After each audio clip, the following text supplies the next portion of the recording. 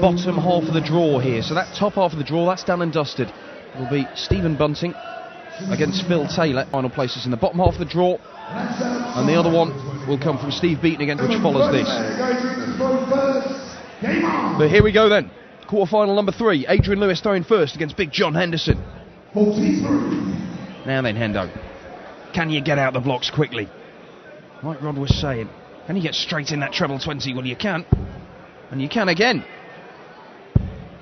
Oh, he's desperately unlucky there.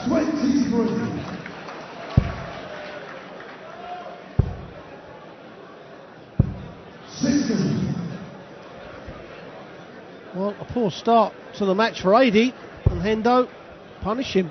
That's what you've got to do. Needed at least one treble there. It just leaves the door open for AD to come in with a big score, a ton 40 or a ton 80, and get control of the leg again. Yeah, he's always capable of doing it. He makes it look so easy. That's the thing with Adrian Lewis, and some people interpret that he doesn't care, but it's just the way he's built. It's the way he throws his darts. You're exactly right. I mean, at times I have commented that I'd just like to see, especially the third dart, thrown a little bit slower. Especially when he's hit 2 treble 20s, he seems to just sling that. But that is his makeup. You know, that's why people love and pay to come and watch him. Well, he's not throwing it blind anymore. He used to do that every now and again, just be looking away and chuck his third dart. Well, if you watch me play darts now, Dan, you think I was blind completely. As AD Lewis looks to fill this up, and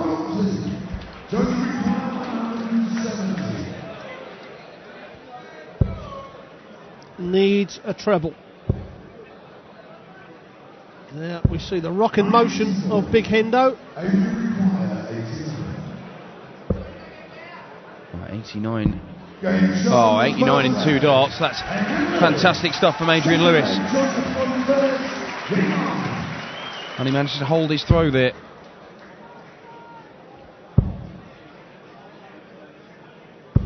What already? We're only, at the start of the second leg here. Hendo hasn't started off like the train that he was in the previous match. Is that playing on his mind? Is he thinking, oh, well, it's not as good as it was last time, and he's already thinking about it? It's possible. He'll have his game plan, and his game plan would have been, right, I've got to hit the 140s from the off. I've got to hack it with Adrian Lewis. And he's not. And Hendo's, he's been playing quite well just lately, but he's had a big dull period. And when you're in the dull period and you're just coming out of it, your mindset is not perfect, and he just needs. But a couple of 140s or a 180 could get that back as quick. 95. Yeah, these are short games, these races to 6 legs. It does mean that you don't have a great deal of time to work your way in and build your way up to playing top darts, but it does mean if you do kick in, it can be decisive, and you've got the game won there and then. You're exactly right. Well, this should help Big Hendo. The first maximum for Hendo, and that's what he's got to do. He's going to get 1, possibly 2 darts, and that's a great reply from AD Lewis. At 66 now, possibly 6 darts from here, but he's got to look to go out in 3. Looking at the treble 10. Oh, well, that's okay. That's okay. May go 15, no. Well, he wants 51. May go the 19. Oh, and he's gone for the 11 and missed it. See, hitting the 15. Well, 15. Yeah. Stupid, he just said to himself. Yeah, all a bit of a mess that for Hendo. Now, if AD Lewis set it up, and that is 6 perfect darts, so it's not going to happen. It's the kind of thing that he has in his locker, does Adrian Lewis. 100. There we go.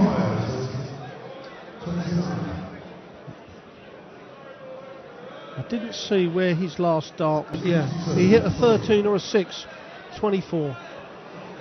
Yeah, a 13 to leave double 12.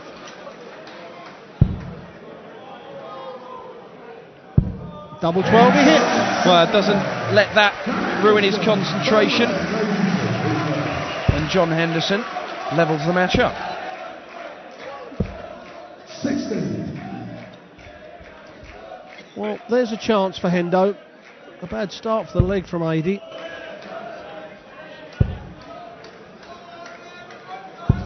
It may be with Hendo that he's not used to playing in the afternoon and playing another big match in the evening. You know, he mentioned it earlier on, where Adi certainly is.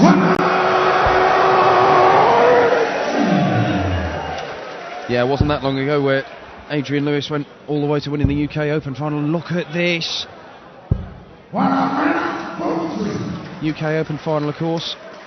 Played a number of games on the same day, and the mark of a real class player is saving your best till last in the final. He was, I think it was 111 average, 109 average, I think he hit against Terry Jenkins. Just stunning stuff, an 11-1 victory. And Henderson with his second maximum of the match. And this is on the Lewis throw as well.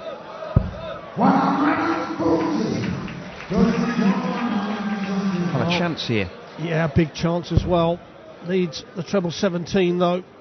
That leaves the bullseye. What a shot this will be for Henderson. Oh, and it was just over pitched by no more than a quarter of an inch. Now if Adi hits the bullseye, he won't be happy. No, 2 darts at double 18. One left in his hand, and Adi has let Henderson in again. Doesn't want to miss the big numbers now, Dan. No, certainly doesn't. Made sure of it. Double 4 he wants. Down for double 2.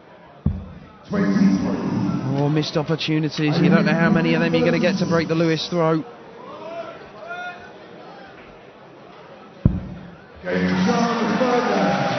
And Adrian-Lewis mops it up. But not exactly going according to plan for Jackpot. I mean, he'll be happy winning games and obviously making it to the next stage of the tournament, but we're into the final session of darts here now, and the guys who are going to win it, you would think, are the ones who are going out there and playing some top stuff. They want to carry that momentum all the way through. But as Adi's proved so many times, you know, he can just get over the finishing line and then all of a sudden just turn it on and you know, wear the treble out, you know, in one match. That's what he possesses. You know, that just emphasises, you know, what we talk about. We talk about Adrian-Lewis. You know, Anderson has that ability, Van Gerwen's the same, and I think Michael Smith has learned, you know, got that in his locker as well.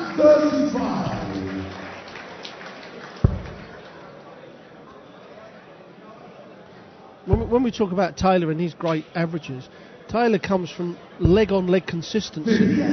When Adrian-Lewis and them throw a great average, it comes from great legs and a few poor legs in there as well. So the great legs are actually better than the average suggests. Well, Adrian-Lewis went for 18s there. Had he gone for the ball, it would have left him on 160, which obviously doesn't necessitate going for a bullseye finish. In the end, he's not hit the trebles that he needed, but it seemed like a missed opportunity to me. Who am I to judge a two-time world champion? There's Hendo now looking to level the match.